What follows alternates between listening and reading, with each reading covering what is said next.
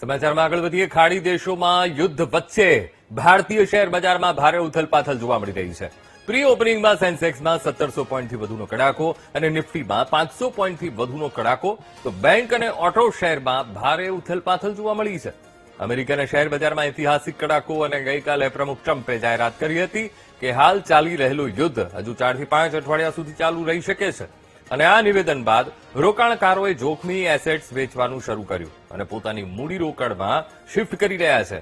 તો આ અનિશ્ચિતતાને કારણે બજારમાં ભારે વેચવાલી જોવા મળી હતી. ડોલર મજબૂત થતા વોલ સ્ટ્રીટ પર પણ તેની નકારાત્મક અસર પડી.